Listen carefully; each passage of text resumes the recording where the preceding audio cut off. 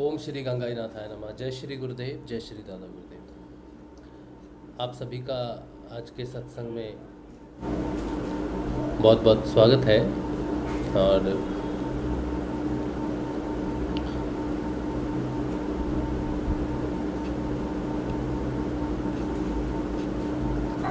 चलिए, आवाज़ ठीक है।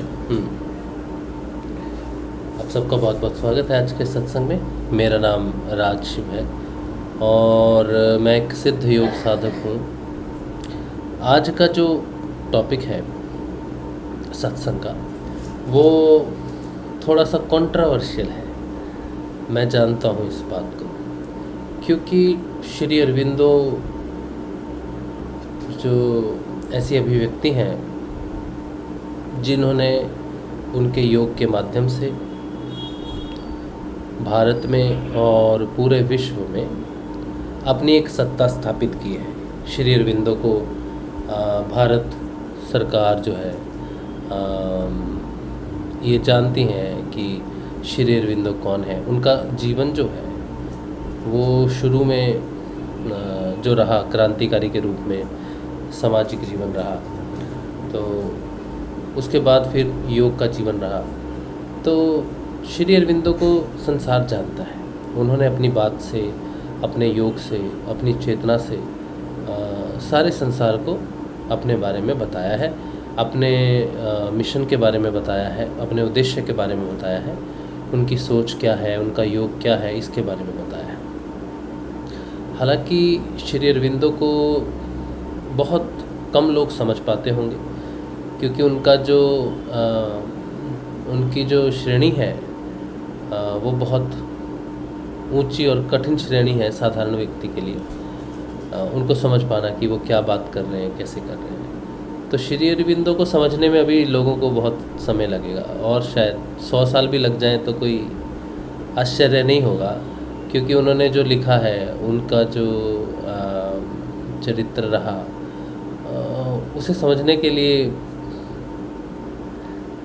संसार अभी उस चेतना के लेवल पर डेवलप नहीं है। हो जाएगा, और ये उन्हीं का मिशन है कि मनुष्य जो है अपने उच्चतम विकास को प्राप्त करे। तो ऐसे बहुत सारे लोग होंगे जो श्री अरविंदो को जानते होंगे, और शायद ये सत्संग जब सुनेंगे तो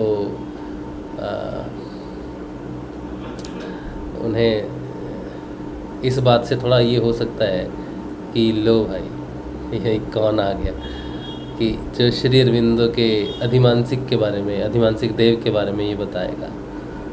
हमें नहीं पता चला, इसे पता चल गया। ऐसा हो सकता है कि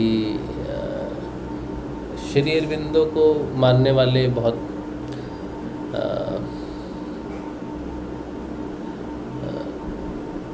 श्री अरविंदो को जो मानते हैं वो उनको श्री कृष्ण की अभिव्यक्ति मानते हैं, और वो हैं भी, इसमें कोई शक भी नहीं है। और श्री अरविंदो के साथ जो श्री माँ हैं, और उनके अनुसार श्री अरविंदो कृष्ण हैं, और हमारे अनुसार भी श्री अरविंदो कृष्ण हैं, और भी बहुत सारी बातें हैं। तो मैं ये जो पहले श्री अरविंदो के बारे में बोल रहा हूँ, मैं इतना ही बताना चाहता हूँ कि हमारे दृष्टिकोण में उनमें और श्री कृष्ण में कोई अंतर नहीं है, ठीक है।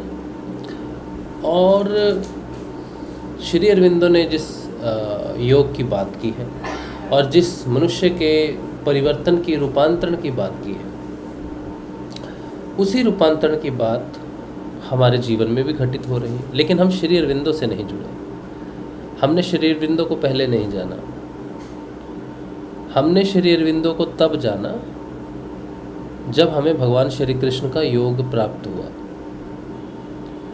भगवान कृष्ण के योग में प्रवेश करने से पहले हम भारतवासी हैं, भारतीय हैं, भारत में ही पैदा हुए हैं, पढ़े लिखे हैं, लेकिन हमें श्री अरविंदो के बारे में कुछ भी मालूम नहीं था। एक पढ़े लिखे व्यक्ति को भी अगर श्री अरविंदो के बारे में नहीं मालूम है, क्योंकि मैं पंजाब से हूँ, उस रीजन में उतना नहीं है। हाँ, कोलकाता, अभी मैं कोलकाता में रहता हूँ 2005 से, लेकिन born and brought up, education, सब कुछ वो मेरा पंजाब में हुआ है। और उस कारण हमने कभी सुना नहीं उनका नाम। इसका कारण भारत सरकार है, इसकी जिम्मेदार पूर्ण रूप से भारत सरकार है। और वो सरकार है जिन्होंने भारत के स्वतंत्र होने के बाद कई वर्षों तक जो है राज्य किया है। उनकी ये जिम्मेदारी थी कि श्री अरविंदो को सारी पुस्तकों के जो बच्चे होते हैं, जो हम जैसे क्लास 1, 2, 3, 5 इसमें ही हम जान जाते हैं कि गांधी कौन थे, नेहरू कौन है, भगत सिंह कौन है, नेताजी कौन है, इन सब के बारे में हम जान जाते हैं। इसके अलावा हम रविंद्रनाथ टैगोर के बारे में भी जान जाते हैं। हालांकि उनका भी अपना एक क्षेत्र है, अपनी एक छवि है, लेकिन श्री अरविंदो के बारे में पुस्तकों में हमें देखने को मिला नहीं, पढ़ने को भी मिला नहीं। पंजाब में तो बिल्कुल नहीं है, वेस्ट बंगाल में हो सकता है, अन्य क्षेत्रों में हो सकता है, राज्यों में हो सकता है, लेकिन पंजाब जैसे क्षेत्रों में नहीं है। तो ये सरकार की जिम्मेदारी थी कि अगर वो श्री अरविंदो को उनके योग को स्वीकृति देती है, उच्चतम मानते हैं, तो भारतीयों के लिए श्री अरविंदो के योग की जानकारी होना ये ज़्यादा महत्वपूर्ण था, बल्कि इसके कि रामदेव जो है, जो पतंजलि ऋषि के नाम से जिनका ये चलता है, कार्यक्रम चलता है, जिनका बिजनेस चलता है, उनका नाम जो है वो सभी जगह पर है। उनकी एडवर्टीज़मेंट भी बहुत ज़्यादा है, ये तो सही बात है, लेकिन सरकार की तरफ से भी जो है बढ़ावा मिलता है। तो जो योग को जो बढ़ावा सरकार की तरफ से हमेशा से मिलना चाहिए था, ये तो रामदेव बाबा से तो पहले की बात है। 1950 तक श्री अरविंदो रहे शरीर में, और उसके बाद भी उनका जो पौंडीचेरी में या अन्य क्षेत्रों में जहाँ पर उनका योग के केंद्र हैं, श्री माँ तो ज़्यादा समय तक रही। तो उस समय रिकॉग्निशन बड़ी ज़रूरी थी। तो ये भारत सरकार की चूक है पूरी तरह से। और क्यों है चूक, ये वो लोग ज़्यादा अच्छी तरह से जानते होंगे जो श्री अरविंदो के लिटरेचर को पढ़ते हैं, श्री अरविंदो की फ़िलॉसफी को जानते हैं, और जो विभाजन हुआ भारत के विभाजन पर श्री अरविंदो के क्या वचन हैं, क्या उनकी बात थी, कैसे वो चाहते थे, इस बात को जो लोग जानते हैं वो इस बात को जानेंगे कि क्यों उन्हें सरकार ने उनके योग को, उनकी छवि को, उनके चरित्र को प्रोत्साहन नहीं दिया। श्री अरविंदो के साथ भारत का जो संबंध है वो बहुत विशेष है, और बहुत सारे लोग जो श्री अरविंदो को जानते भी होंगे, लेकिन इतना नहीं जानते होंगे शायद कि श्री अरविंदो का जन्म दिवस 15 अगस्त और भारत का स्वतंत्रता दिवस दोनों एक ही होने का कारण कोई सौभाग्य नहीं है, कोइंसिडेंस नहीं है, बल्कि भगवान श्री कृष्ण की इच्छा है। जैसे हम किसी को जन्मदिन पर उपहार देते हैं, वैसे ही भगवान श्री कृष्ण ने श्री अरविंदो को जन्मदिन का उपहार दिया, भारत की स्वतंत्रता। भारत की स्वतंत्रता ऋषि अरविंदो का जन्म दिवस का समझ लो, या उनकी साधना का हम बोल रहे हैं, उनकी साधना का, उनके जन्म दिवस पर ये उपहार मिला है। तो जन्म दिवस उपहार मैंने कह दिया, लेकिन ये जो उनकी साधना का जो वरदान है, उनमें से एक एडिशनल गिफ्ट है या फिर उपहार है। मेन तो मुख्य रूप से उनके योग का जो भगवान श्री कृष्ण ने उन्हें जो दिया, भगवान श्री कृष्ण से जो उन्होंने मांगा कि हमें कुछ आपका वरदान या आपकी किसी रूप में सहायता या आपके थ्रू कुछ हो, ऐसा हमें कुछ चाहिए नहीं। हमको अगर कुछ चाहिए तो आप ही चाहिए, आप ही आओ। तो श्री अरविंदो ने लिखा एक जगह पर कि मैंने भगवान श्री कृष्ण से पृथ्वी के लिए वो मांगा है, इतना बड़ा उपहार मांगा है, इतना बड़ा वरदान मांगा है जो पृथ्वी मांग सकती थी, सबसे बड़ा।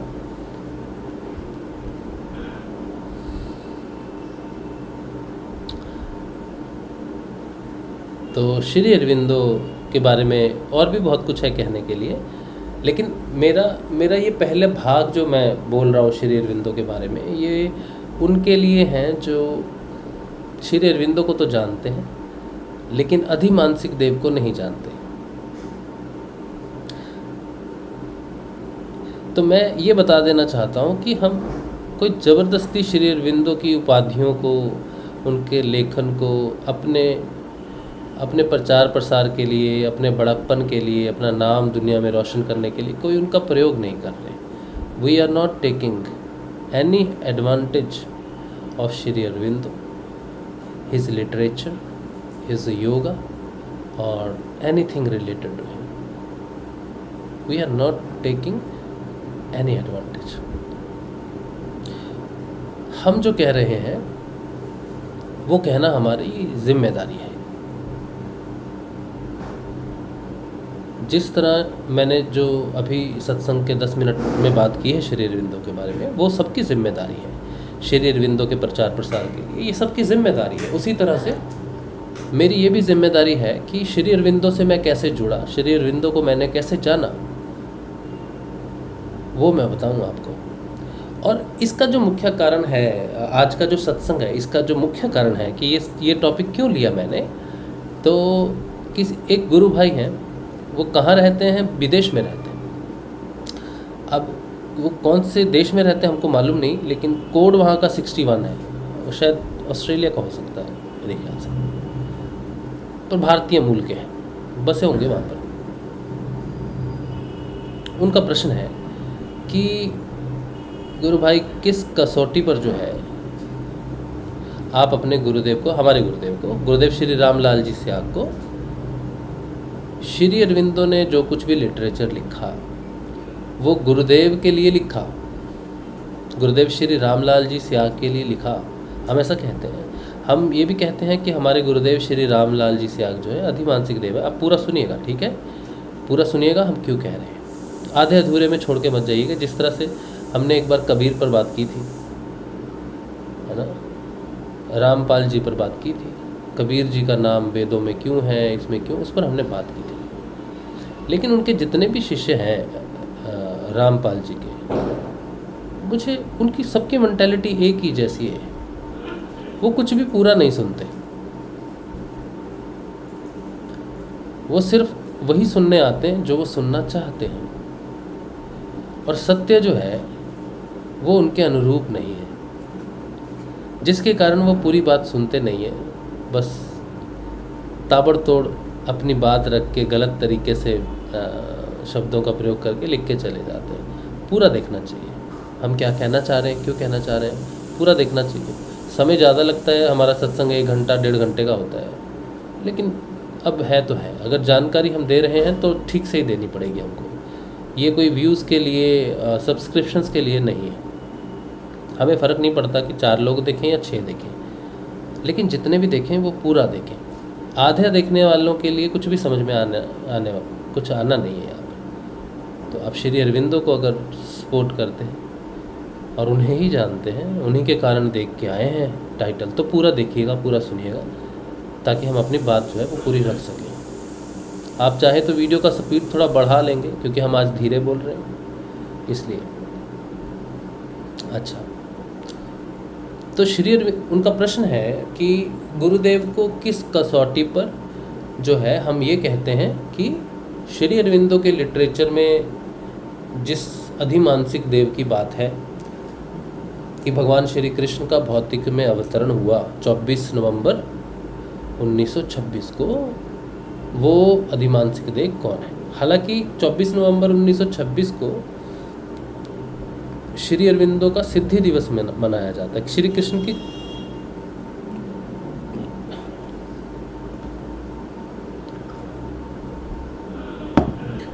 श्री कृष्ण की सिद्धि हुई, उनको सिद्धि दिवस के रूप में मनाया जाता है। तो इसीलिए ये विशेष है। तो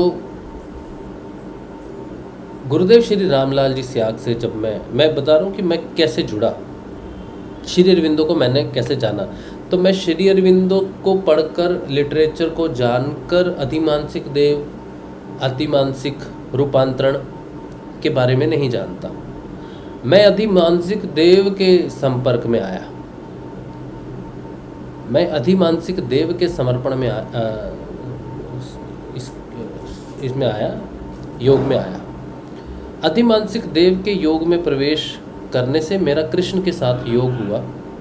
श्री कृष्ण के योग होने के बाद मुझे श्री अरविंदो तो अनुभूत नहीं हुए, लेकिन श्री माँ का योग मुझे प्राप्त हुआ।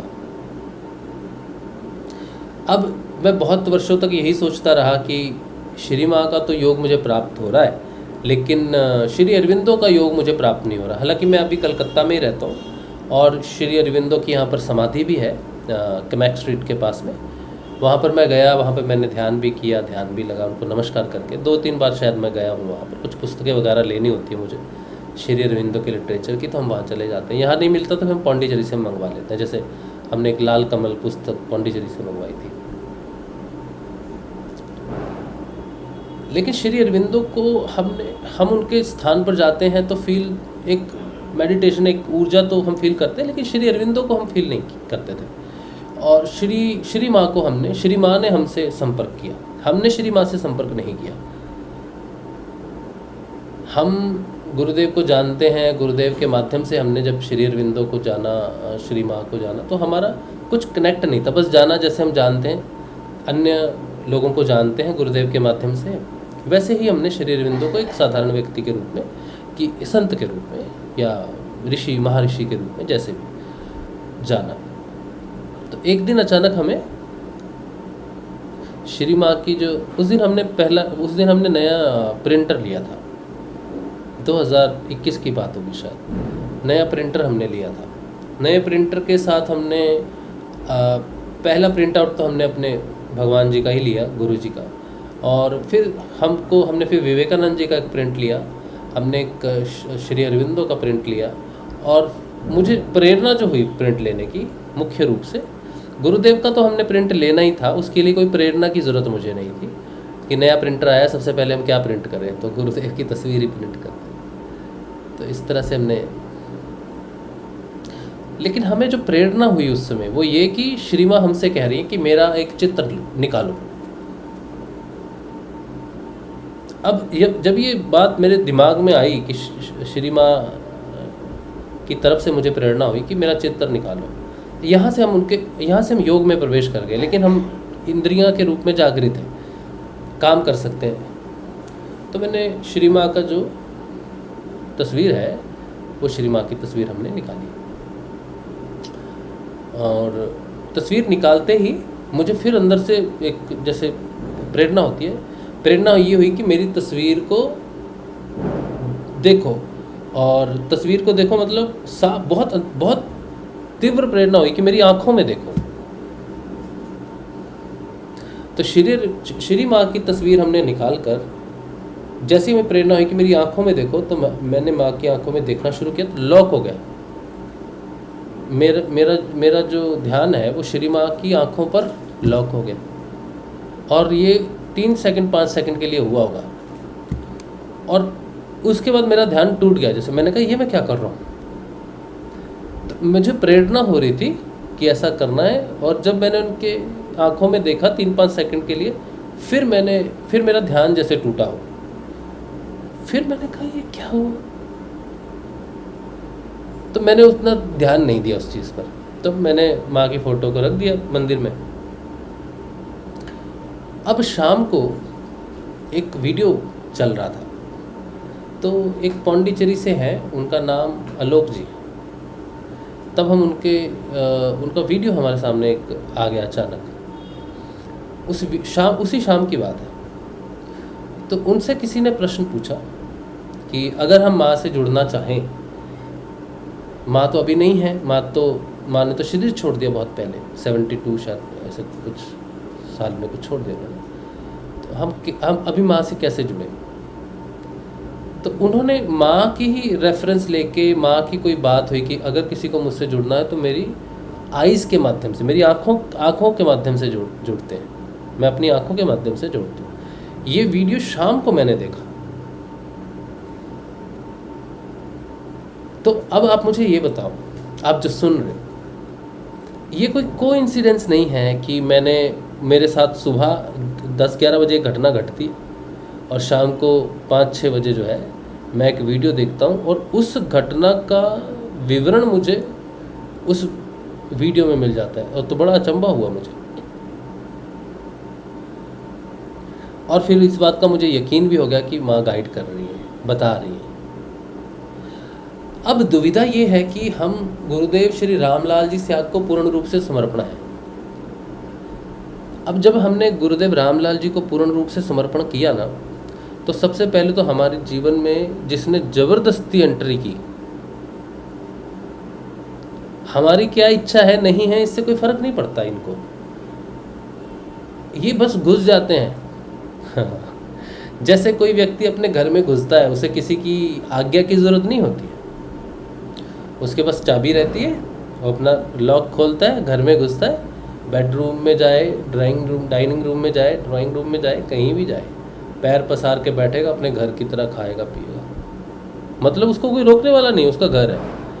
तो इसी तरह से ये जो कुछ लोग हैं ना, जो ये चेतनाएं हैं, ये मेरे जीवन में ऐसे ही इन्होंने प्रवेश किया है, हमें पता भी नहीं, प्रवेश करने के बाद ही हमें पता चल रहा है कि इन्हीं का घर है।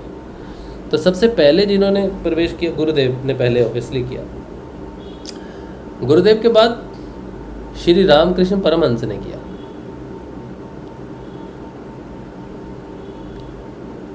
श्री रामकृष्ण परमहंस ने किया, फिर गणेश जी ने किया, श्री गणेश जी ने किया। श्री रामकृष्ण परमहंस ने अर्ध जागृत निद्रा में प्रवेश किया, प्रवेश तो कर लिया, मुझे महसूस होता हूँ।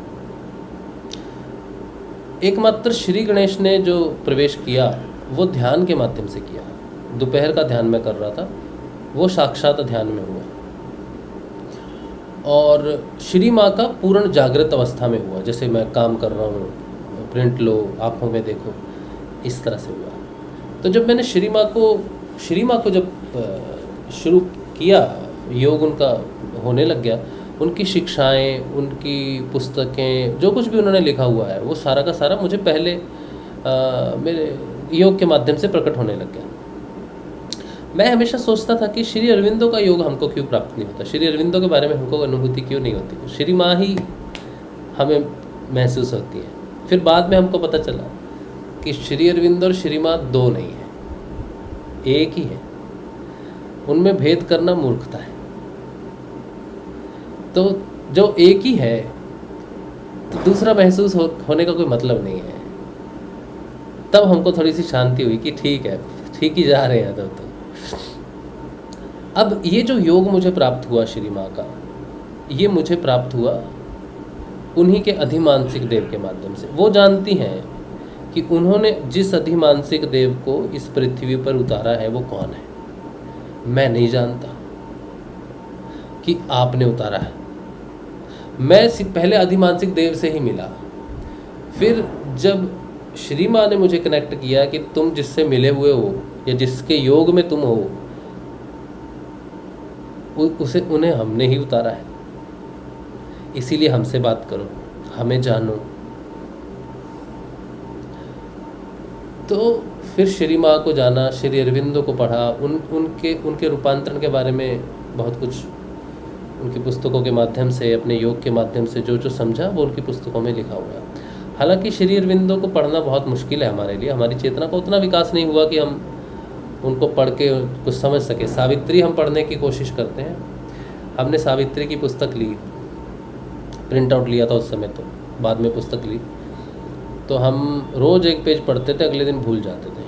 तो किसी तरह बड़ी ज़बरदस्ती रात को 2 बजे हम पढ़ते थे, रात को, कि शांति में शायद ज़्यादा समझ में आएगा। तो 10 दिन हमने लगातार पढ़ा, 10 पेज पढ़े होंगे शायद, लेकिन हमारे पल्ले कुछ भी नहीं पड़ा।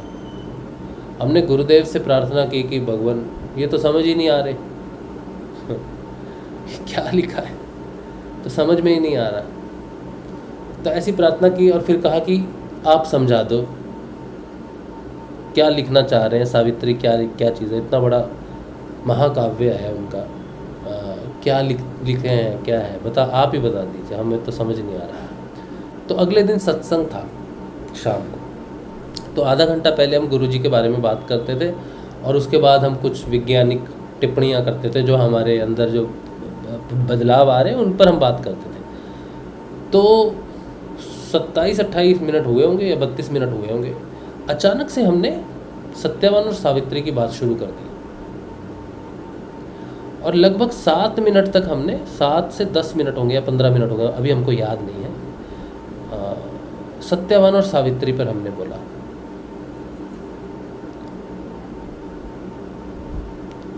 और सत्यवान और सावित्री, चरित्र और सत्य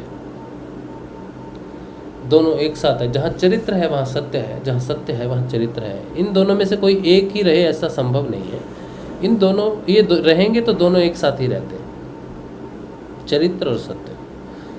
तो हमने जाना कि सत्य को उजागर करने के लिए चरित्र प्रकट हो जाए तो सत्य उठ जाता है, जग जाता है। सत्य फिर उसको हानि नहीं होती। और आत्म रूप से सत्य जागृत हो जाए तो फिर उस व्यक्ति का चरित्र भी प्रकट हो जाता है। तो इस तरह से सत्य और चरित्र एक दूसरे को उभारते हैं, एक दूसरे की डेफिनेशंस हैं। तो आगामी जो मनुष्य जाति है, श्री अरविंदो की जो सावित्री और सत्यवान है, वो मनुष्य है। उस मनुष्य के अंदर किसी एक को जगाना होगा। चरित्र को जब जगाया जाता है तो वो मंदिर मार्गी, बाहर की पूजाओं में यम और नियम, बाहर का जो योगाभ्यास करते हैं, जो कि श्री अरविंदो आश्रम में होता भी था। योगाभ्यास करवाते थे, शरीर फिट रहना चाहिए, जीवन की बात करो, जीने की बात करो, मृत्यु की बात मत करो, जीवन को संभालना है, जीवन को स्वस्थ रखना है ताकि हम योग का अभ्यास कर सकें। तो बाहर से जब हम योग का अभ्यास करते हैं और बाहर से कुछ यम नियम, आसन, प्रत्याहार, प्राणायाम, इन सब का अनुसरण करते हैं, तो हम अपने चरित्र पर थोड़ा सा, अपने व्यवहार पर थोड़ा सा केंद्रित करते हैं, उसको एक सकारात्मक रूप से परिवर्तित करते हैं। ब्रह्मचर्य, सत्य, शौच, वो सब। तो ये क्रिया योग का भी हिस्सा है। क्रिया योग जो है या बाहरी योग जो है, वो चरित्र को कंट्रोल करने की कोशिश करता है, चरित्र को प्रकट करने की कोशिश करता है। व्यवहार की जगह चरित्र प्रस्तुत हो जाए तो अच्छी बात है। व्यवहार जो है वो क्रियात्मक है, वो गुणात्मक है, और चरित्र जो है वो गुणातीत है। तो चरित्र को हम विशेषता देते हैं जिससे हम त्रिगुणातीत सत्य को प्राप्त कर सकें। लेकिन पहले हमने योग में प्रवेश नहीं किया। पहले योग में प्रवेश मतलब क्रिया योग के माध्यम से हमने चीज़ों को नहीं समझा, बल्कि हमने गुरुदेव का ध्यान करके, गुरुदेव के चित्र का ध्यान करके क्रिया योग में उन्होंने प्रवेश करवा दिया। हमको पता भी नहीं था कि ये कुंडलिनी क्रियाएं हो रही हैं, कुछ हो रही हैं। लेकिन हमको जो पहले प्राप्त हुआ वो चरित्र प्राप्त नहीं हुआ। पहले हमको पहले सत्य प्राप्त हुआ। गुरुदेव श्री रामलाल जी स्याग के योग में जब हम 2019 में हमने आत्म योग में प्रवेश किया, आत्म जागृति द्विज में प्रवेश किया, तब हमारे अंदर आत्मरूपी सत्य जागृत हुआ। उस सत्य से सावित्री प्रकट हुई, यानी कि वो चरित्र प्रकट हुआ जो हमेशा सत्य के साथ ही रहता है। त्रिगुणातीत जाने की जो बात है वो योग से है, और आत्मा और परमात्मा के योग से ही जो है वो चित्त की वृत्तियों का निरोध योग है, जैसे पतंजलि ऋषि कहते हैं वैसे है। तो हमने पहले योग में प्रवेश किया, भगवान श्री कृष्ण का योग प्राप्त हुआ। फिर हमें उसके माध्यम से स्वाध्याय प्राप्त हुआ, स्वाध्याय के माध्यम से हमें ज्ञान प्राप्त हुआ, ज्ञान के माध्यम से हमें और चीज़ें बाकी मिलने लगी, जिससे हमारा चरित्र जो है वो व्यवहार को रिप्लेस करना उसने शुरू किया। क्रिया योग से व्यवहारिक शुद्धियाँ जरूर होती हैं, लेकिन चरित्र को प्रकट करना बहुत मुश्किल, नामुमकिन है। क्रियात्मक योग से चरित्र को प्रकट नहीं किया जा सकता। चरित्र को प्रकट करने वाला केवल सत्य है। सत्यवान ही सावित्री को प्रकट कर सकता है, सावित्री ही सत्यवान को प्रकट कर सकती है। लेकिन आज अगर हमें सावित्री को नीचे उतारना है या फिर सावित्री के रूप में हमें सत्यवान को जगाना है, तो सावित्री हम कह सकते हैं कि गुरु कृपा से जो हमारे अंदर शक्ति जागृत हो रही है, कुंडलिनी जागृत हो रही है, जो जो रास्ता क्लियर करती है कि सत्यवान जागे, आत्मा जागे। सत्यवान मतलब मैंने सत्यवान को आत्मा के रूप में जाना है और सावित्री को हमने शक्ति के रूप में जाना है, चरित्र के रूप में जाना है। तो इस तरह से हमें पहले सत्यवान का आभास हुआ कि हम कौन हैं, जैसे हमें जगाया गया हो। जिस तरह से सावित्री अपने पति को यमराज से छुड़ा लेती है और वापस लेके आती है, तो ये मनुष्य की वही कहानी है कि इस संसार में जितने भी लोग हैं वो काल से प्रभावित हैं। सबने मर के दक्षिण दिशा में यमराज के पास ही जाना है। तो अगर हमारे अंदर वो शक्ति जागृत हो जाए और जो वो मृत्यु, वो जो जो जो काल के मुंह की तरफ जा रहा है, दक्षिण में जो जा रहा है, अगर वो शक्ति जागृत हो जाए तो वो जो सोचता है कि मैं मर रहा हूँ, मैं मृत्यु की तरफ जा रहा हूँ, उसके अंदर कि वो मर नहीं सकता है, वो सत्य है, वो आत्मा है, ये रियलाइजेशन अगर हो जाए शक्ति के माध्यम से,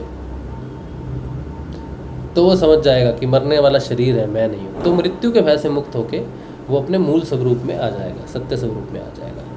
और जब वो फिर सत्य स्वरूप में आ जाएगा तब फिर आत्म रूप में उसका योग आगे बढ़ेगा। तो इस तरह से चीज़ें योग के माध्यम से हमने जानी। तो हमने श्री अरविंद इस आज जो हमने एक्सप्लेनेशन दी है वो उस एक्सप्लेनेशन से अलग है। वो एक्सप्लेनेशन कुछ ऐसी अलग ही थी, लेकिन हमें बड़ा अचंभा हुआ था कि हमने सावित्री के विषय में बोला जबकि हमने वो पुस्तक पढ़ी भी नहीं है। तो गुरुदेव से प्रार्थना करने पर हमने उस पुस्तक के मुख्य विषय को जाना, मतलब सारांश को हमने जाना। उसके बाद बहुत वर्षों बाद जब हमने सावित्री के सार को पढ़ा तो हमें मिलता जुलता ही लगा। फिर हमने और भी चीज़ें अपने माध्यम से, हमने गुरुदेव की पुस्तक है बाइबल की भविष्यवाणियाँ, religious revolution in the world, उसमें फिर गुरुजी ने बहुत कुछ ऐसा लिखा हुआ है जो हमने योग के माध्यम से जाना, जो बिल्कुल ठीक बैठता है गुरुदेव के मिशन के साथ या उनके उनके उनके लक्ष्य के साथ, उद्देश्य के साथ जो ट्रांसफॉर्मेशन होना चाहिए वो हमारा हो रहा है। और हम उस ट्रांसफॉर्मेशन के अकॉर्डिंगली हमें गुरुदेव ने जगाया और हम श्री अरविंदो को जान रहे हैं कि श्री अरविंदो ने गुरुदेव को नीचे उतारा, वो नीचे उतरे तो हम जागे। तो मैं श्री अरविंदो को जानता हूँ, इसलिए जानता हूँ, श्री माँ को इसलिए जानता हूँ क्योंकि मैं गुरुदेव से जुड़ गया। इस संसार में जो भी गुरुदेव रामलाल जी स्याग से जुड़ेगा वो श्री अरविंदो को जानेगा ही जानेगा। आज नहीं तो कल, कल नहीं तो परसों, परसों नहीं तो तरसों, लेकिन उसकी यात्रा बिना श्री अरविंदो को जाने पूर्ण नहीं हो सकती। तो गुरुदेव से जो रास्ता प्रकट होता है वो श्री अरविंदो से भी वही रास्ता प्रकट होता है। अब ये तो मैंने आपको देखो, ये जो प्रश्न था ना कि कैसे गुरुदेव जो हैं, हम कैसे गुरुदेव जो हैं वो श्री अरविंदो के लिटरेचर के अधिमानसिक देव हैं, ये प्रश्न था। गुरुदेव ने इस बारे में स्वयं कहा हुआ है, ये नहीं कि मैं अपने शब्दों में ही कह रहा हूँ, प्रूव करने की कोशिश कर रहा हूँ, गुरुजी ने कभी ना कहा हो, नहीं, ऐसी बात नहीं है। गुरुजी ने तो हर बार बोला है कि श्री अरविंदो ने जो कुछ भी लिखा है वो मेरे बारे में लिखा है। वो तो डंके की चोट पर कह के गए हैं, चाहे तो कोई भी इस बात को चेतावनी, तो क्या बोलते हैं उसको, चुनौती, कोई भी चुनौती दे सकता है श्री गुरुदेव को, और देनी भी चाहिए। क्यों भाई, कोई भी क्या श्री अरविंदो के लिटरेचर को अपने नाम पे करवा लेगा? हलवा है क्या? ये बात उनको कहनी चाहिए जो श्री अरविंदो की तरफ से है, उन्हें ये बात बड़ी सीरियसली लेनी चाहिए, बहुत सीरियसली लेनी चाहिए, और इसका पूरा शोध करना चाहिए। और अगर शोध में ये सत्य नहीं प्रकट होता कि भाई ये रामलाल जी स्याग श्री अरविंदो के अधिमानसिक देव है, तो केस कर देना चाहिए, कोर्ट केस कर देना चाहिए।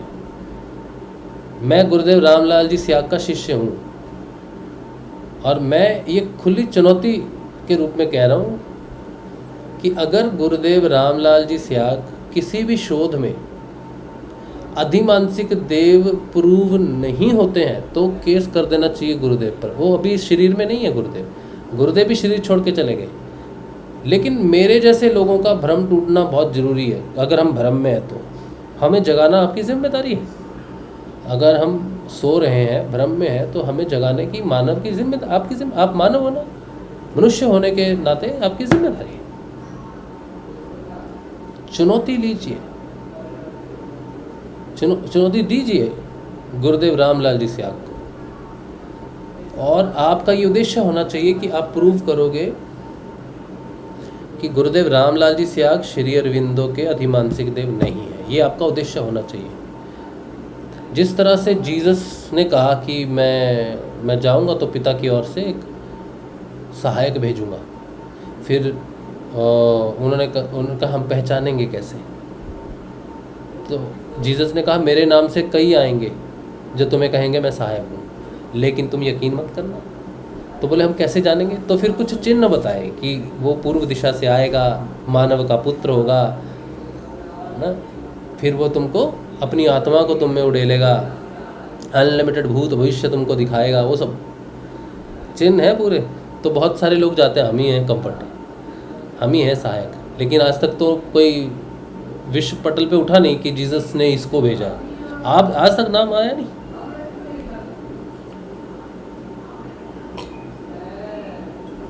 और बड़ी हैरानी की बात है कि श्री अरविंदो का अधिमानसिक देव और जीसस का कंफर्टर सहायक एक ही है।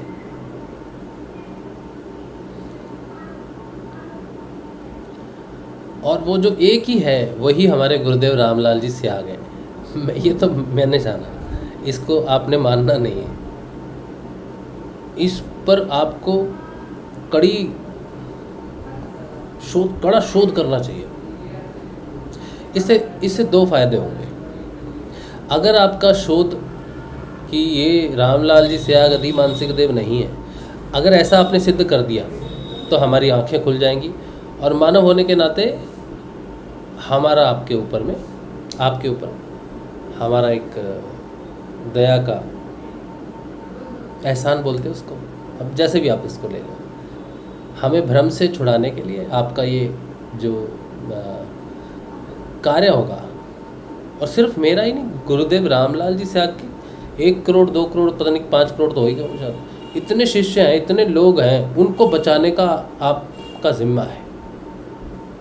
एक कोई उठे और प्रूव करे कि भाई ये नहीं है, तुम कहाँ फंस रहे हो। जैसे हमने रामपाल जी का ना, तो कबीर के बारे में हमने बोला कि कबीर जो है वो उनका वेदों में नाम नहीं है, कबीर वेद बोलते हैं ये इसको, ऋग्वेद को, ऐसा। तो कबीर वेद किसी भी व्यक्ति विशेष का नाम नहीं लेते, वो विशेषण है, संज्ञा नहीं है। जो कुछ भी लिखा हुआ है ब्रह्म के बारे में वो विशेषण के रूप में लिखा है कि वो कवि हो सकता है, दयालु हो सकता है, तो इस तरह से। लेकिन हमने तो भाई कोशिश की कि जो लोग बेकार में फंसे हुए हैं संत रामपाल के बातों में, उनको जगाने की हमने अपना मानव धर्म निभा दिया। अब वो माने हमको गालियाँ दे वो अलग बात है, लेकिन हम मुक्त हो गए अपने मानव की जिम्मेदारी से किसी को बताने के लिए कि हमें नहीं लगता कि भाई ये वो है। और हमने प्रूव भी किया उसको कि ये भाई संस्कृत में कवि का मतलब होता है एक कवि, ठीक है, कबीर देव नहीं होता उसका नाम। तो और वेद ऐसी बात करते भी नहीं, हमको मानो। अब अगर हम गलत हैं तो हमें कोई जगाए तो हम उसको डिसरिस्पेक्ट नहीं देंगे, हम उसको गालियाँ नहीं देंगे, हम उसको सम्मान देंगे और उनका धन्यवाद करेंगे कि आपने हमको और भी शोध का मौका दिया। और अगर हम शोध में असफल होते हैं तो हम जागेंगे आपकी तरफ, और ये हमारे पर और मानव पर आपका उपकार होगा। गुरुदेव रामलाल जी सियाग को गलत साबित करने वाले पर हम कभी गाली नहीं देंगे, उसका सम्मान करेंगे, पहली बात। लेकिन अगर गुरुदेव रामलाल जी सियाग सच में अधिमानसिक देव और कंफर्टर साबित हो जाते हैं तो इसमें आपका भला होगा। दोनों तरफ से जो है मानवता की भलाई है, शोध करना होगा। बिना शोध किए हम नहीं जान सकते, सीधा नकार नहीं सकते, क्योंकि हमारे जानने के बाद भी बहुत सत्य ऐसा है जो हम तब जानते हैं जब हम कोई चुनौती को अपने जीवन में स्वीकार करते हैं या किसी कार्य को चुनौती के रूप में लेते हैं। चुनौती देनी चाहिए, बहुत बहुत अनिवार्य है, ठीक है। ये बात तो मेरी तरफ से कि मैं कैसे श्री अरविंदो तक पहुंचा, उनके योग तक पहुंचा, कैसे मैंने उनको जाना अपने गुरुदेव के माध्यम से, आत्म जागृति के योग के माध्यम से मैंने श्री अरविंदो को जाना, इसलिए श्री अरविंदो और इनका कनेक्शन है। और फिर मैंने जीसस को भी जाना, वो सब भी जाना। तो फिर मैंने एक तस्वीर भी बनाई है जो श्री अरविंद और जीसस का कंफर्टर, श्री अरविंदो का अधिमानसिक दो, इन दोनों को मैंने जब पढ़ा तो दोनों मुझे एक ही नज़र आए। तो मैंने एक तस्वीर बनाई है जो आधा हिस्सा उस तस्वीर में श्री अरविंदो का है और आधा हिस्सा जीसस का है। वो फोटो मैं आपको दिखा देता हूँ जो पहली बार देखेंगे। नहीं, ये कौन सा आ गया? ये नहीं है, एक मिनट रुको। कौन सा था? अच्छा, ये होगा शायद, एक मिनट। हाँ, कौन सा है पता नहीं। हाँ, ये वाली है। चलो, ये देखिए, ये तस्वीर जो है ये हमने बनाई है, लेकिन हमने बनाई है अपनी बुद्धि से नहीं, हमने बनाई है श्री गुरुदेव के विवरण पे, जो उन्होंने अपनी पुस्तक में एक विवरण दिया हुआ है कि क्या है। तो हम बता देते हैं आपको। श्री गुरुदेव का जो उद्देश्य है या डेफिनेशन है इंटीग्रल योगा की, आंतरिक योगा की, वो ये है कि अगर आपके पास ये जो 7 तारे आप देख रहे हो गुरुदेव के दाहिने हाथ में, ये योग को सप्तऋषि हैं जो योग को दर्शाते हैं। और जिसे आत्मा का योग प्राप्त होता है, आत्मा और परमात्मा का योग प्राप्त होता है, उसके अंदर ब्रह्म विद्या प्रकट होती है, उससे ही वेद प्रकट होते हैं और वेदों का ही सार वेदांत कहलाता है। और वेदांतों का सार जो है वो गीता, जो भगवान ने कहा। तो ये व्यक्तिगत नहीं होते हैं वेद, ये ब्रह्मवादी हैं।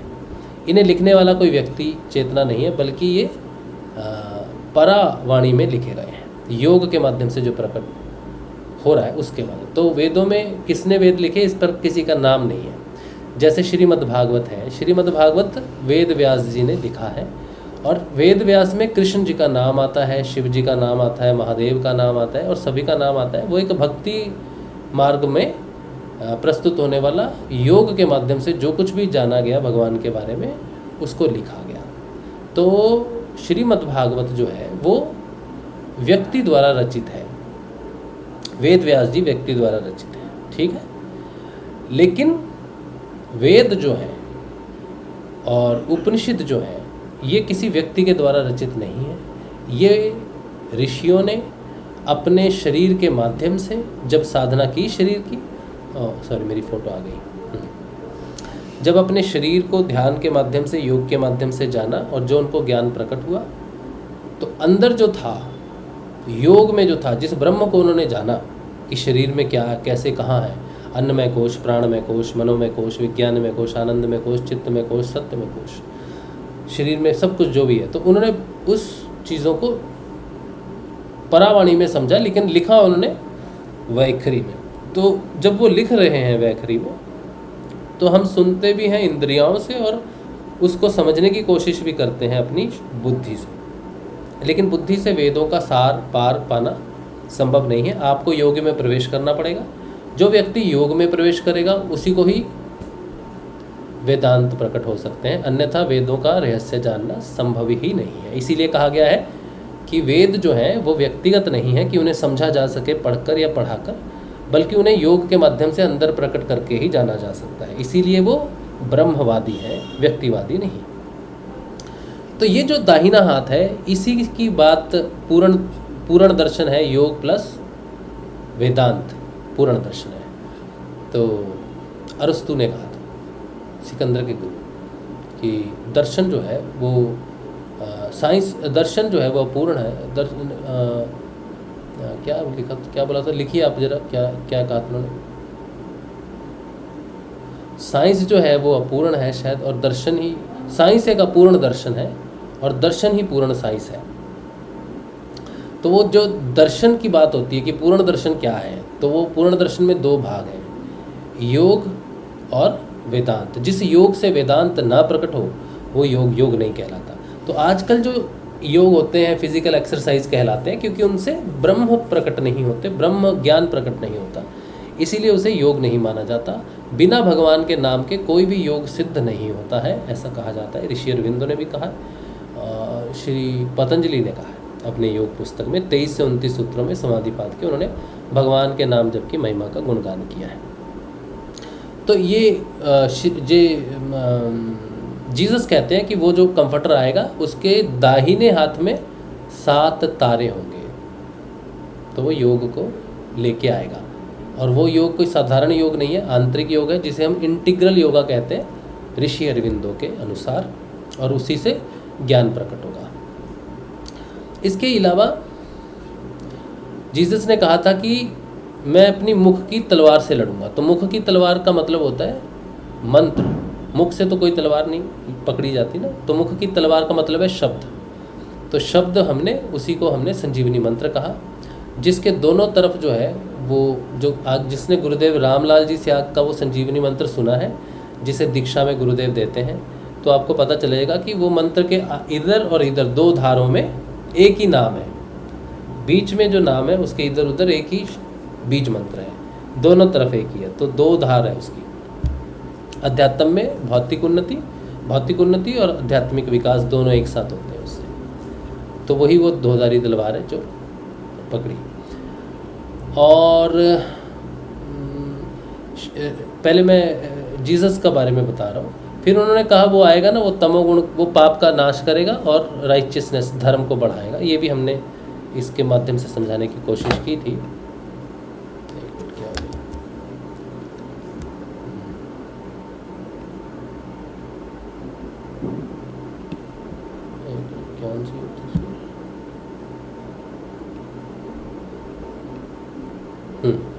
ठीक है, तो हमने ये देखो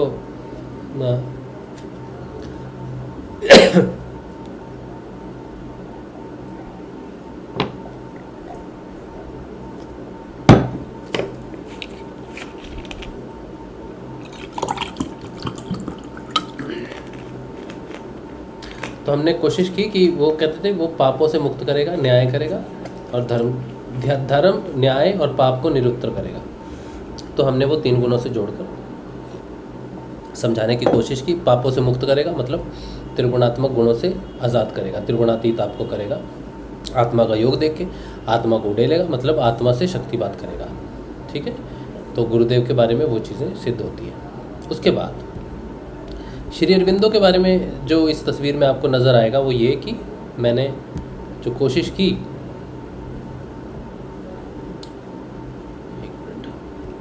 ये जो 3 रंग है, नीचे काला, बीच में सफ़ेद और ऊपर में नीला, तो ये मानसिक, बीच में अधिमानसिक और ऊपर में अतिमानसिक। तो भगवान श्री कृष्ण का अवतरण हुआ भौतिकता में अधिमानसिक देव के रूप में, जो अतिमानसिक और मानसिक के बीच की कड़ी है। भगवान श्री कृष्ण अतिमानसिक नहीं है, बल्कि अतिमानसिक के साथ उनका योग होता है, जिससे उसके जीवन में आनंद, या फिर भगवान श्री कृष्ण का जो योग होता है वो अतिमानसिक से है। इस तरह से ऊपर में जो प्रकट हो रहा है नीले प्रकाश में, गाढ़े नीले प्रकाश में, वो ट्रांसफॉर्मेशन है जो आपका अधिमानसिक के माध्यम से आएगा। हम मानसिक हैं, साधारण मनुष्य जो अंधकार में है, और उससे जुड़ेंगे जिसका नीचे का हिस्सा पैर जो है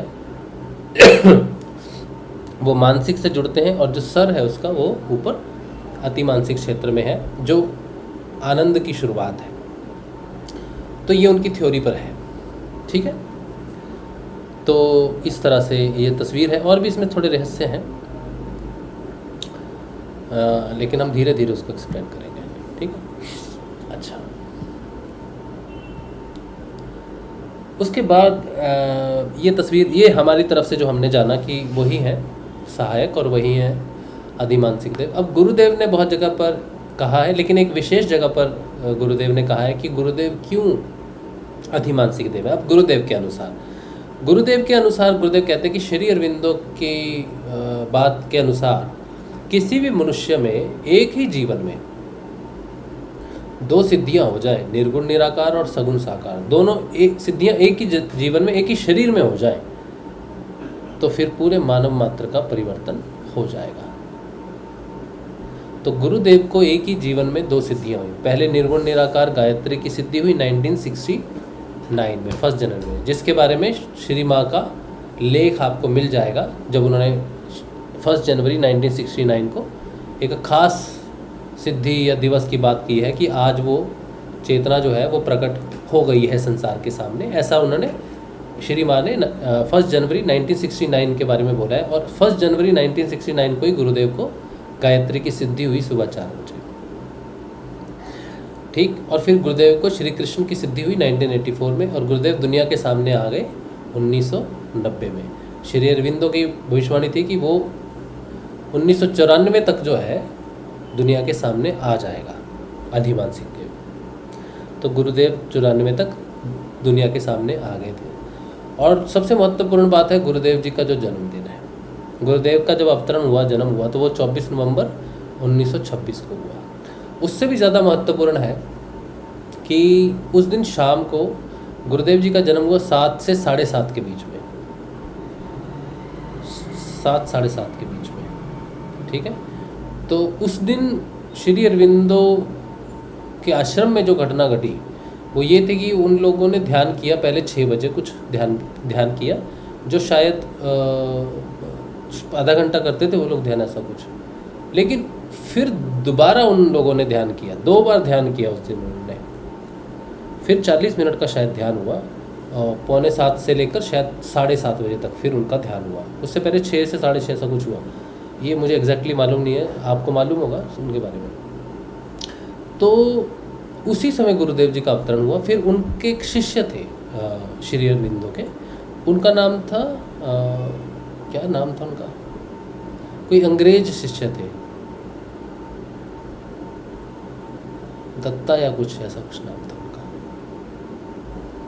तो उन्होंने आकर इस सब को बताया कि अब आज भगवान श्री कृष्ण का भौतिक में अवतरण हुआ है।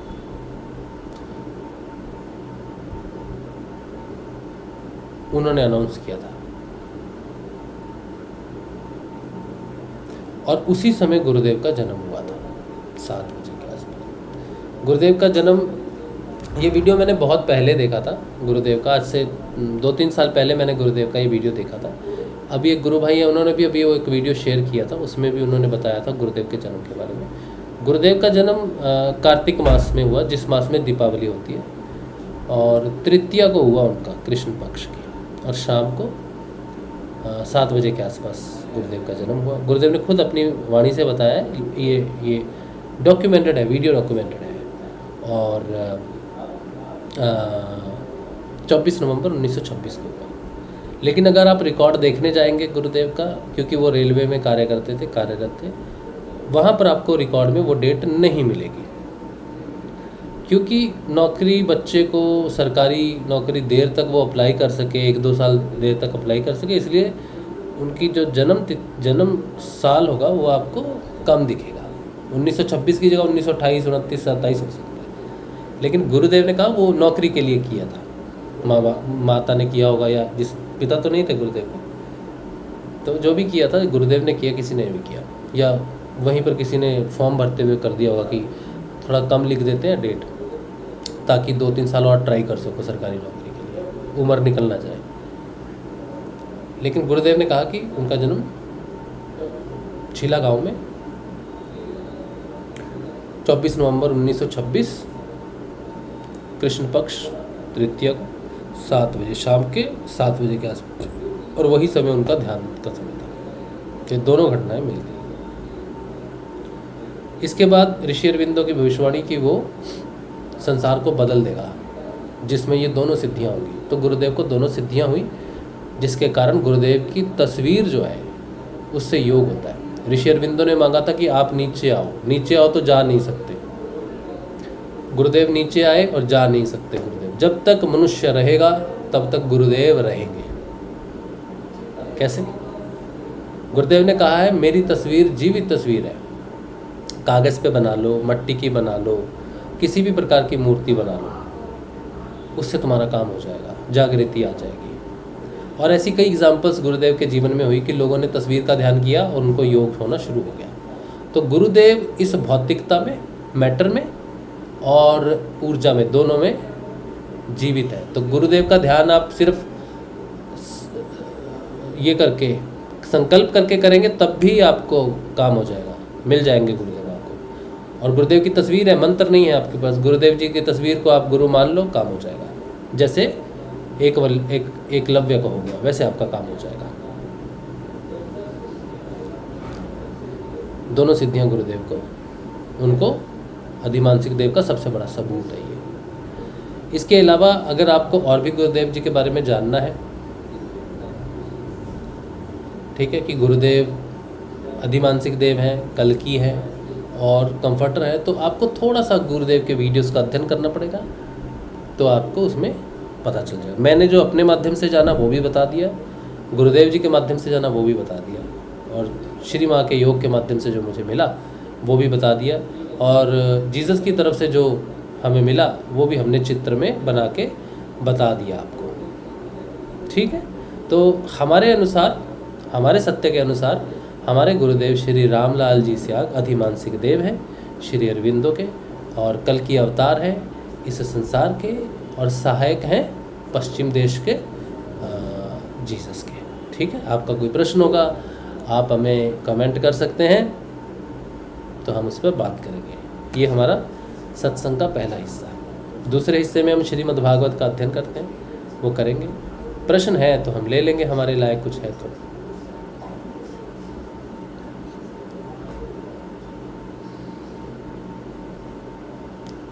आप सबको जय श्री गुरुदेव जो भी देख रहे हैं। रीना कह रही है भाई हमारे यहाँ श्री अरविंदो सेंटर है और बचपन में हम उनको जानते, बचपन से जानते, बहुत अच्छी बात है।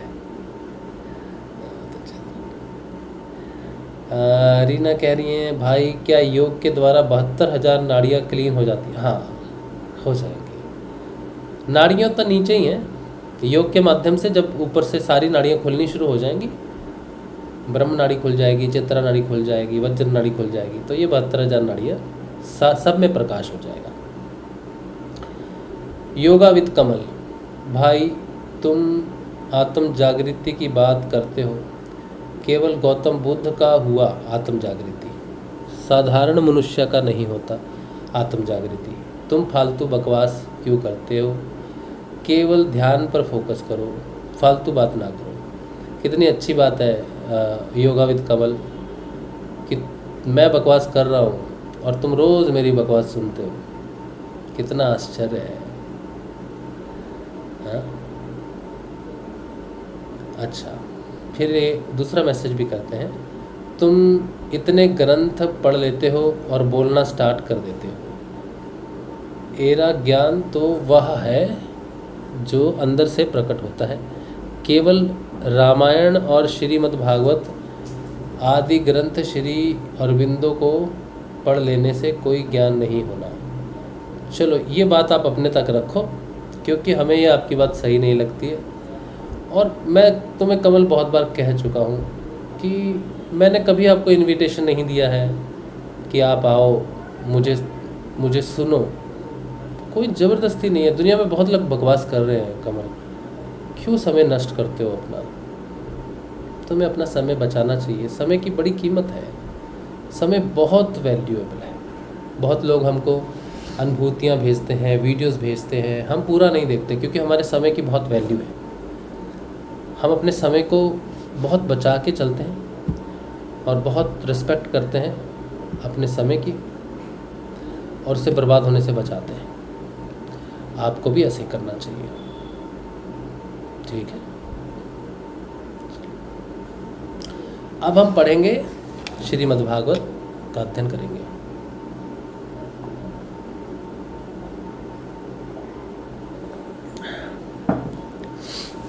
चलो,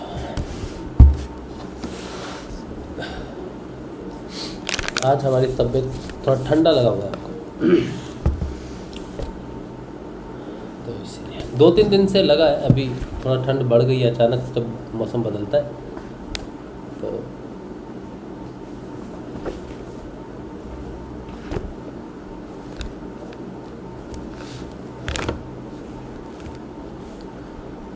हम पढ़ रहे हैं चतुर्थ स्कंध।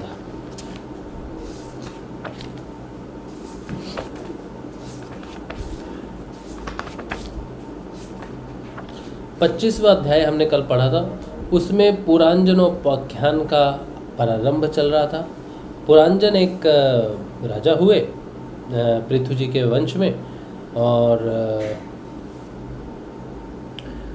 वो कर्म कांडों में बड़े व्यस्त रहते थे। तो नारद जी ने फिर उनको कहा कि कब तक तुम कर्म कांडों में फंसे रहोगे, निकलो बाहर। तो इसके लिए नारद जी ने उन्हें एक स्टोरी सुनाई, कथा सुनाई, जिसमें उन्होंने कहा एक ऐसा राजा था, पुरांजन राजा। हाँ, पुरांजन राजा की कहानी सुना रहे थे, और कहानी जिनको सुना रहे हैं उनका नाम जो है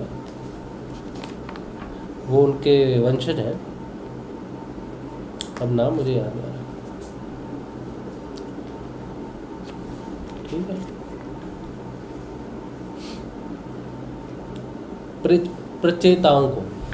प्रचेताओं को उपदेश दे रहे थे शायद वो, ठीक है। पुरांजन की कहानी सुना रहे हैं कि वो एक ऐसे, वो बहुत भोग भोगना चाहते थे पुरांजन, और घूमते घूमते घूमते एक ऐसी नगरी में पहुँचे जिसके 9 द्वार थे।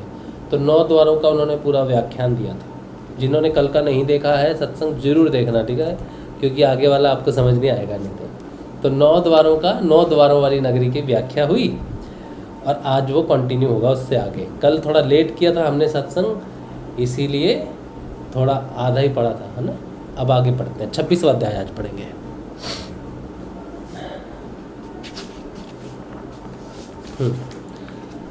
छब्बीसवां अध्याय श्रीमद्भागवत शुकसुधा सागर चतुर्थ स्कंद। जय श्री गुरुदेव।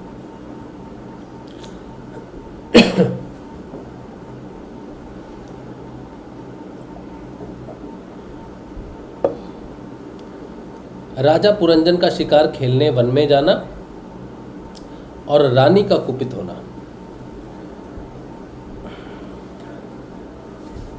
श्री नारद जी कहते हैं, राजन, एक दिन राजा पुरंजन अपना विशाल धनुष, सोने का कवच और अक्षय तर्कस धारण कर अपने 11वें सेनापति के साथ 5 घोड़ों के शीघ्रगामी रथ में बैठकर पंचप्रस्थ नाम के वन में गया। उस रथ में 2 ईशा दंड यानी कि बम, 2 पहिए, 1 धुरी, 3 ध्वज दंड, 5 डोरियां, 1 लगाम, 1 सारथी, 1 बैठने का स्थान, 2 जुए, 5 आयुध और 7 आवरण थे। वह 5 प्रकार की चालों से चलता था और उसका साज बाज सब सुनहरा था। यद्यपि राजा के लिए अपनी प्रिया को क्षण भर भी छोड़ना कठिन था, किंतु उस दिन उसे शिकार का ऐसा शौक लगा कि उसकी भी परवाह न कर वह बड़े गर्व से धनुष बाण चढ़ाकर आखेट करने लगा। इस समय असुरी वृत्ति बढ़ जाने से उसका चित्त बड़ा कठोर और दया शून्य हो गया था। इससे उसने अपने तीखे बाणों से बहुत से निर्दोष जंगली जानवरों का वध कर डाला। जिसकी मांस में अत्यंत आसक्ति हो वह राजा केवल शास्त्र प्रदर्शित कर्मों के लिए वन में जाकर आवश्यकता अनुसार अनिषिद्ध पशुओं का वध करे, व्यर्थ पशु हिंसा न करे। शास्त्र इस प्रकार उच्छृंखल प्रवृत्ति को नियंत्रित करता है। राजन, जो विद्वान इस प्रकार शास्त्र नियत कर्मों का आचरण करता है वह उस कर्मानुष्ठान से प्राप्त हुए ज्ञान के कारणभूत कर्मों से लिप्त नहीं होता। नहीं तो मनमाना कर्म करने से मनुष्य अभिमान के वशीभूत होकर कर्मों में बंध जाता है तथा गुण प्रवाह रूप संसार चक्र में पड़कर विवेक बुद्धि के नष्ट हो जाने से अधम योनियों में जन्म लेता है। पुरंजन के तरह तरह के पंखों वाले बाणों से छिन्न भिन्न होकर अनेकों जीव बड़े कष्ट के साथ प्राण त्यागने लगे। उसका वह निर्दयतापूर्ण जीव संहार देखकर सभी दयालु पुरुष बहुत दुखी हुए, वे इसे सह नहीं सके। इस प्रकार वहाँ खरगोश, सुअर, भैंसें, नीलगाय, कृष्ण मृग, साही तथा और भी बहुत से मेध्य पशुओं का वध करते करते राजा पुरंजन बहुत थक गया। तब वह भूख प्यास से अत्यंत शिथिल हो वन से लौटकर राजमहल में आया। वहाँ उसने यथा योग्य रीति से स्नान और भोजन से निवृत्त हो कुछ विश्राम करके थकान दूर की। फिर गंध, चंदन और माला आदि से सुसज्जित हो सब अंगों में सुंदर सुंदर आभूषण पहने। तब उसे अपनी प्रिया की याद आई। वह भोजन आदि से तृप्त, हृदय में आनंदित, मद से उन्मत्त और काम से व्यथित होकर अपनी सुंदरी भार्या को ढूंढने लगा, किंतु उसे वह कहीं भी दिखाई न दी। प्राचीन बहिर तब प्राचीन बहिर को कथा सुना रहे हैं। प्राचीन बहिर, तब उसने चित्त में कुछ उदास होकर अंतपुर की स्त्रियों से पूछा, सुंदरियों, अपनी स्वामिनी के साथ सहित तुम सब पहले की तरह कुशल से हो ना? क्या कारण है आज इस घर की संपत्ति पहले जैसी सुहावनी नहीं जान पड़ती? घर में माता अथवा पति परायण भार्या ना हो तो वह घर बिना पहिए के रथ के समान हो जाता है। फिर उसमें कौन बुद्धिमान दीन पुरुषों के समान रहना पसंद करेगा? अतः बताओ, वह सुंदरी कहाँ है जो दुख समुद्र में डूबने पर मेरी विवेक बुद्धि को पद पद पर जागृत करके मुझे उस संकट से उबार लेती है? स्त्रियों ने कहा, नरनाथ, मालूम नहीं आज आपकी प्रिया ने क्या ठानी है। शत्रुदमन, देखिए वे बिना बिछोने के पृथ्वी पर ही पड़ी हुई है। श्री नारद जी कहते हैं, राजन, उस स्त्री के संग से राजा पुरंजन का विवेक नष्ट हो चुका था, इसलिए अपनी रानी को पृथ्वी पर अस्त व्यस्त अवस्था में देख कर वह अत्यंत व्याकुल हो गया। उसने दुखित हृदय से उसे मधुर वचनों द्वारा बहुत कुछ समझाया, किंतु उसे अपनी प्रियसी के अंदर अपने प्रति प्रणय कोप का कोई चिन्ह नहीं दिखाई दिया। वह मनाने में भी बहुत कुशल था, इसलिए अब पुरंजन ने उसे धीरे धीरे मनाना आरंभ किया। उसने पहले उसके चरण छुए और फिर गोद में बिठाकर बड़े प्यार से कहने लगा। पुरंजन बोला, सुंदरी, वे सेवक तो निश्चय ही बड़े अभागे हैं जिनके अपराध करने पर स्वामी उन्हें अपना समझकर शिक्षा के लिए उचित दंड नहीं देते। सेवक को दिया हुआ स्वामी का दंड तो उस पर बड़ा अनुग्रह ही होता है। जो मूर्ख हैं उन्हीं को क्रोध के कारण अपने हितकारी स्वामी के किए हुए उस उपकार का पता नहीं चलता। सुंदर दंतावली और मनोहर भवों से शोभा पाने वाली मनस्विनी, अब यह क्रोध दूर करो और एक बार मुझे अपना समझकर प्रणय भार तथा लज्जा से झुका हुआ एवं मधुर मुस्कानमयी चितवन से सुशोभित अपना मनोहर मुखड़ा दिखाओ। अहो, भ्रमर पंक्ति के समान नीली अलकावली, उन्नत नासिका और सुमधुर वाणी के कारण तुम्हारा वह मुखारबिंद कैसे मनोमोहक जान पड़ता है। वीर पत्नी, यदि किसी दूसरे ने तुम्हारा कोई अपराध किया हो तो उसे बताओ।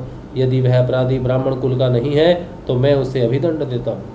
मुझे तो भगवान के भक्तों को छोड़कर त्रिलोकी में अथवा उससे बाहर ऐसा कोई नहीं दिखाई देता जो तुम्हारे अपराध करके निर्भय और आनंदपूर्वक रह सके।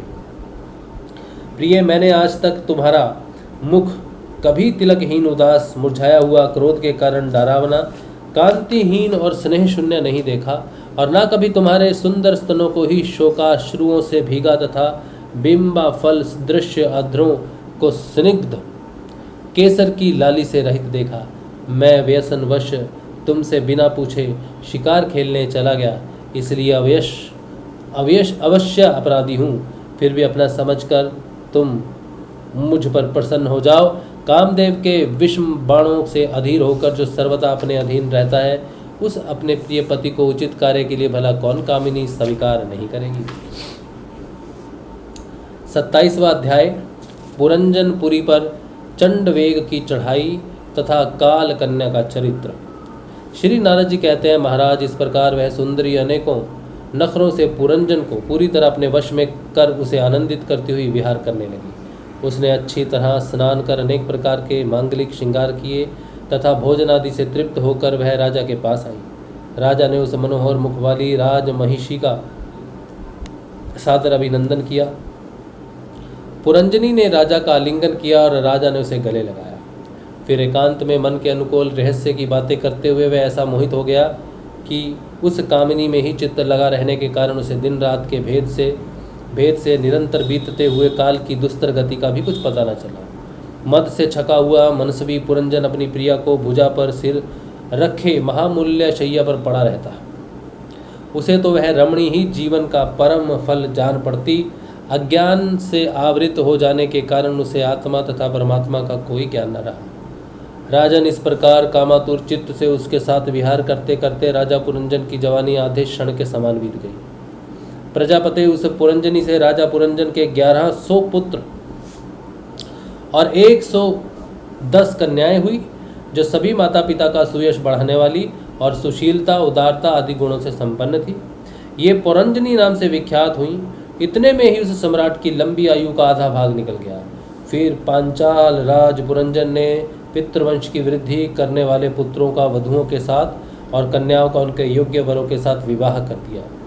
पुत्रों में से प्रत्येक के 100-100 पुत्र हुए। उनसे वृद्धि को प्राप्त होकर पुरंजन का वंश सारे पांचाल देश में फैल गया। इन पुत्र पौत्र गृह कोश सेवक और मंत्री आदि में दृढ़ ममता हो जाने से वह इन विषयों में ही बंध गया। फिर तुम्हारी तरह उसने भी अनेक प्रकार के भोगों की कामना से यज्ञ की दीक्षा ले तरह तरह के पशु हिंसामक घोर यज्ञों से देवता पितृ और भूतपतियों की आराधना की। इस प्रकार वह जीवन भर आत्मा का कल्याण करने वाले कर्मों की ओर से असावधान और कुटुंब पालन में व्यस्त रहा। अंत में वृद्धावस्था का वह समय आ पहुंचा जो स्त्री लंपट पुरुषों को बड़ा अप्रिय होता है। राजन चंडवेग नाम का एक गंधर्व राज है। उसके अधीन 360 महाबलवान गंधर्व रहते हैं। इनके साथ मिथुन भाव से स्थित कृष्ण और शुक्र वर्ण की उतनी ही गंधर्वियाँ भी हैं। ये बारी बारी से चक्कर लगाकर भोग विलास की सामग्रियों से भरी पूरी नगरी को लूटती रहती है। गंधर्वराज चंडवेग ने उन अनुचरों ने जब राजा पुरंजन का नगर लूटना आरंभ किया तब उन्हें 5 फन के सर्प प्रजागर ने रोका। वह पुरंजनपुरी की चौकसी करने वाला महाबलवान सर्प 100 वर्ष तक अकेला ही उन 720 गंधर्व गंधर्वियों से युद्ध करता रहा। बहुत से वीरों के साथ अकेला ही युद्ध करने के कारण अपने एकमात्र संबंधी प्रजागर को बलहीन हुआ देख राजा पुरंजन को अपने राष्ट्र और नगर में रहने वाले अन्य बांधवों के सहित बड़ी चिंता हुई। वह इतने दिनों तक पांचाल देश के उस नगर में अपने दूतों द्वारा लाए हुए कर को लेकर विषय भोगों में मस्त रहता था। स्त्री के वशीभूत रहने के कारण इस अवश्यंभावी भय का उसे पता ही न चला। बहिरिश्मान इन्हीं दिनों काल की कन्या वर की खोज में त्रिलोकी में भटक रही थी। फिर भी उसे किसी ने स्वीकार न किया। वह काल कन्या जरा बड़ी भाग्यहीना थी, इसलिए लोग उसे दुर्भगा कहते थे। एक बार राज ऋषि पुरु ने पिता को अपना यौवन देने के लिए अपनी ही इच्छा से उसे वर लिया था। इससे प्रसन्न होकर उसने उन्हें राज्य प्राप्ति का वर दिया था। एक दिन मैं ब्रह्मलोक से पृथ्वी पर आया तो वह घूमती घूमती मुझे भी मिल गई। तब मुझे नैष्टिक ब्रह्मचारी जानकर भी कामातुर होने के कारण उसने वरना चाहा। मैंने उसकी प्रार्थना स्वीकार नहीं की। इस पर उसने अत्यंत कुपित होकर मुझे यह दुस्सह शाप दिया कि तुमने मेरी प्रार्थना स्वीकार नहीं की, अतः तुम एक स्थान पर अधिक देर न ठहर सकोगे। अब मेरी ओर से निराश होकर उस कन्या ने मेरी संपत्ति से यवन राज भय के पास जाकर उसका पति रूप से वर्ण किया और कहा, वीरवर, आप यवनों में श्रेष्ठ हैं। मैं आपसे प्रेम करती हूँ और पति बनाना चाहती हूँ। आपके प्रति किया हुआ जीवों का संकल्प कभी विफल नहीं जाता।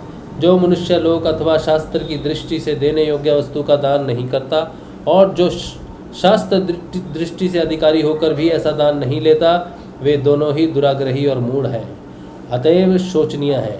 भद्र, इस समय मैं आपकी सेवा में उपस्थित हुई हूँ। आप मुझे स्वीकार करके अनुग्रहित कीजिए। पुरुष का सबसे बड़ा धर्म दीनों पर दया करना ही है। काल कन्या की बात सुनकर यवन राज ने विधाता का एक गुप्त कार्य कराने की इच्छा से मुस्कुराते हुए उससे कहा, मैंने योग दृष्टि से देखकर तेरे लिए एक पति निश्चित किया है। तू सबका अनिष्ट करने वाली है, इसलिए किसी को भी अच्छी नहीं लगती और इसी से लोग तुझे स्वीकार नहीं करते। अतः इस कर्म जनित लोगों को तू अलक्षित होकर बलात्कार से भोग। तू मेरी सेना लेकर जा। इसकी सहायता से तू सारी प्रजा का नाश करने में समर्थ होगी। कोई भी तेरा सामना ना कर सकेगा। यह प्रजवार नाम का मेरा भाई है और तू मेरी बहन बन जा। तुम दोनों के साथ मैं अव्यक्त गति से भयंकर सेना लेकर सारे लोकों में विचरूंगा। चलो, ये 2 अध्याय आज हमने पढ़ लिए। यहाँ पर ये अध्याय खत्म होता है। ठीक है, तो अब हम आगे जाके जो है वो 28वें अध्याय में पुरंजन की स्त्री योनि की प्राप्ति और अविज्ञात के उपदेश से उसका मुक्त होना।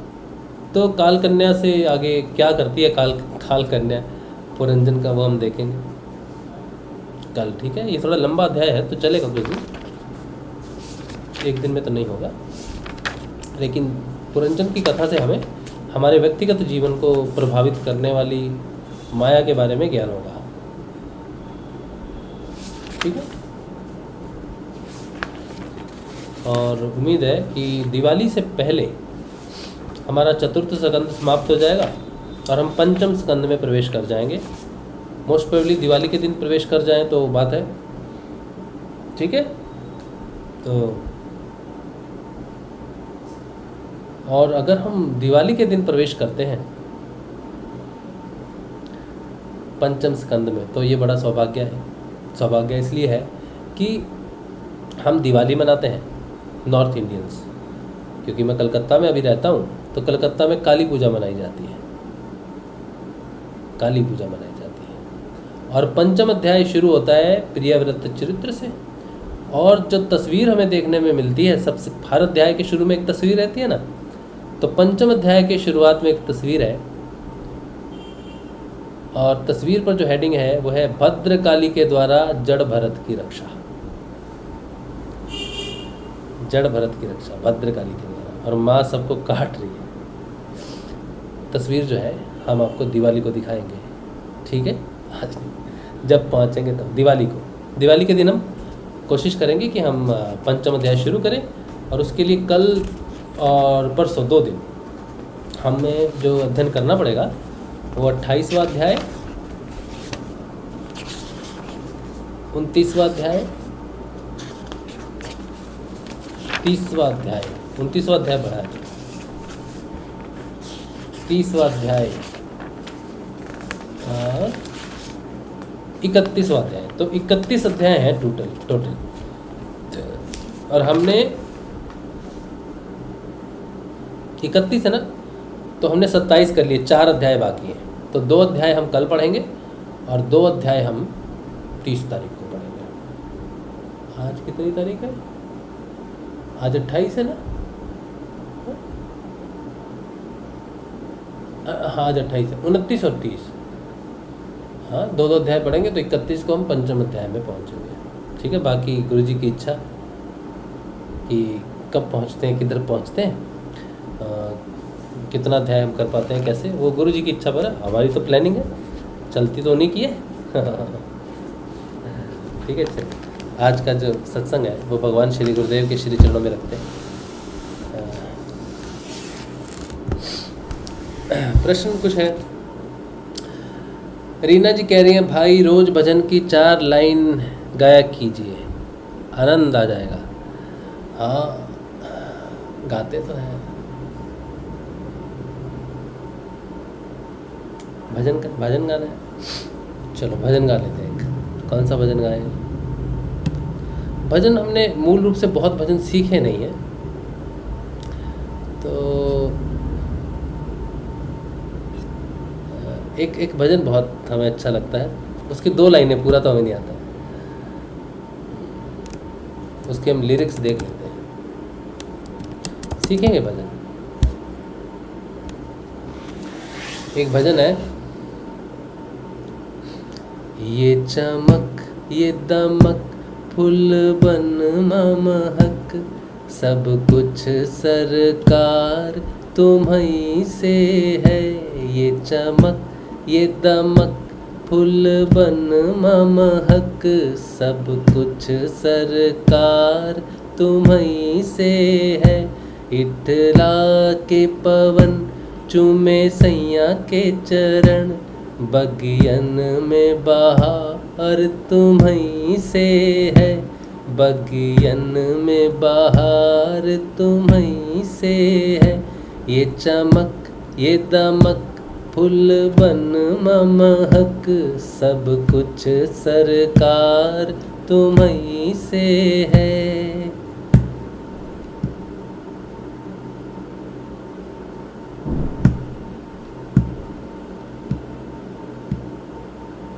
बाकी भजन आप सुना, यूट्यूब पे सुना, बहुत अच्छा गाते हैं।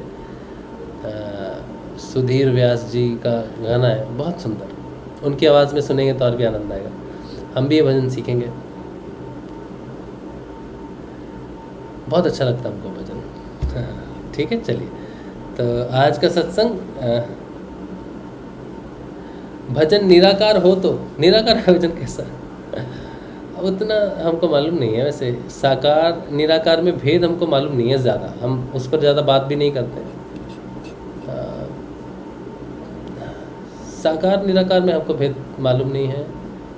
हमको साधना पथ, साधना जो है वो साकार लगता है और ध्यान हमको निराकार लगता है।